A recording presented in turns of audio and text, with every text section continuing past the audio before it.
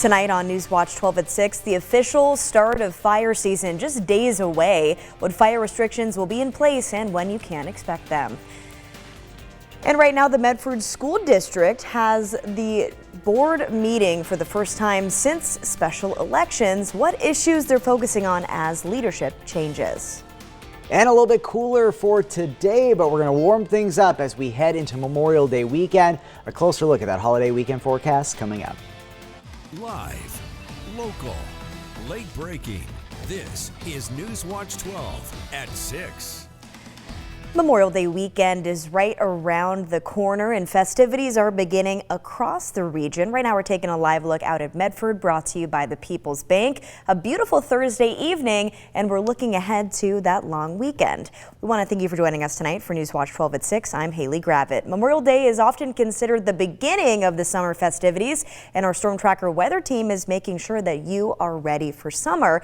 Let's check in with Storm Tracker 12 Chief Meteorologist Matt Hoffman. Not only do we have the weather special to look forward to tonight, but also some nice conditions for the festivities of Boatnik and other activities going on. Yeah, it's looking very quiet, and we got the Azalea Festival that kicks off tomorrow, so a lot happening this holiday weekend. We got a good amount of sunshine across most of the region. There are some scattered clouds out there. Currently 69 degrees in Medford, it's 72 in Montague, 67 in Klamath Falls, and 59 in Brookings. Temperatures a good at least few to several degrees cooler than this time yesterday, but temperatures will trend up as we head into Memorial Day weekend. Breezes have been picking up here as we've gone through the late afternoon hours, getting some higher gusts in spots. Gold Beach at 25 miles per hour, the latest gust. Satellite radar, very quiet out there. We should stay mainly dry as we head into this evening and tonight. Dropping down to 48 degrees in Medford, 40 in Klamath Falls. We'll fall to 46 in Brookings. And then tomorrow, although we will see a cool morning, the afternoon will be warmer, up to 78 in Medford, 77 for day 2 of Boatnik and Grants Pass. We'll get up to around 64 in Brookings and 72 in Klamath Falls. Mostly dry, but just east of the Cascades, we could see a few isolated showers and thunderstorms pop up. Speaking of Boatnik, we are going to see some very nice weather tomorrow evening for the fireworks. Riverside Park at dusk. Clear skies and temperatures right around 62 degrees. I'll have more details on your holiday weekend forecast, but in just a bit. But we will, for now, take a look at what we have coming up at the bottom of the hour for the Storm Tracker 12 summer forecast. This summer, the skies above Kingsley Field will roar. The 173rd Fighter Wing is hosting a thrilling 2-day air show featuring some high-flying special guests. It's an extremely big deal to have the Thunderbirds and the F-35 demo team. With lakes nearly brimming, experts warn full water levels mean full responsibility. What you need to know before diving into summer. If Tranquility were a spot, it would be Moss Spray Falls. Moss Spray Falls in Dunsmuir draws thousands of visitors annually, but the pathway to this tranquil spot is illegal. As temperatures climb, so do trips to the coast. We've got expert tips to keep you safe while you cool off. And so people just need to be extremely cautious. And a wild new resident is turning heads at Wildlife Images. We'll take you inside. He absolutely loves his pool. All that and much more in our Storm Tracker 12 summer forecast tonight at 6:30 p.m.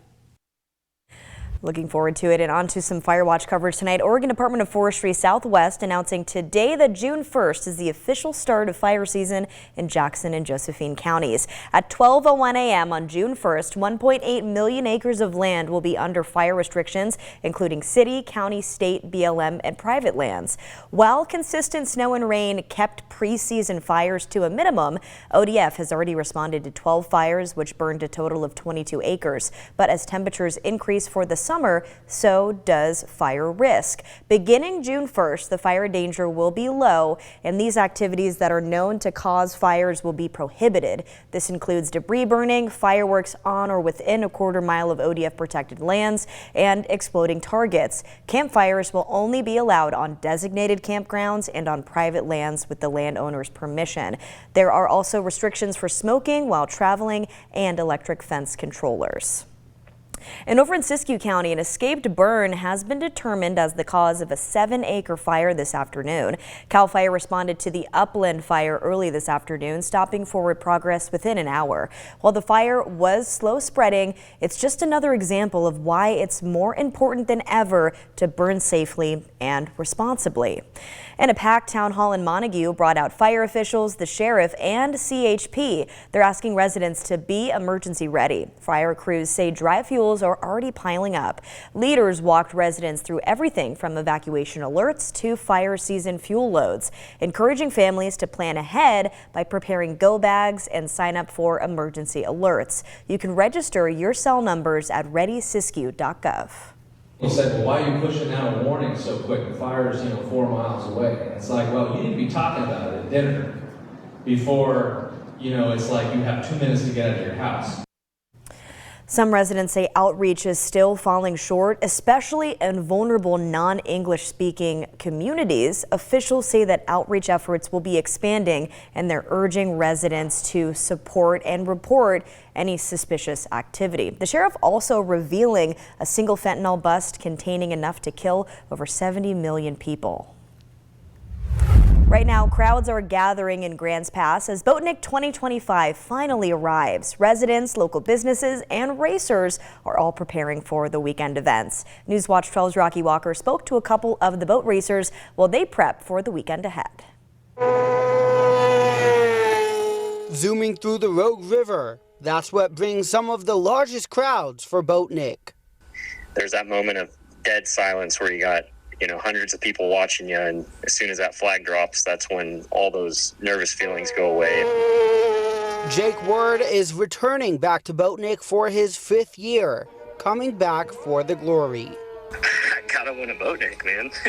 it's that race. Boatnik is our Super Bowl. It's our Indy 500. It's just that feeling. It's something, if you've been around the sport and you love the sport, that's your jam. That's the big one. Jeff Lewis has been boat racing for longer than Jake Word's been alive, more than 55 years on the water. In his time, he's won hundreds of awards and about 10 Boatniks. He says Boatnik is a tradition in Grants Pass they cannot lose. It's been a tradition in the area, and it's something I've enjoyed doing.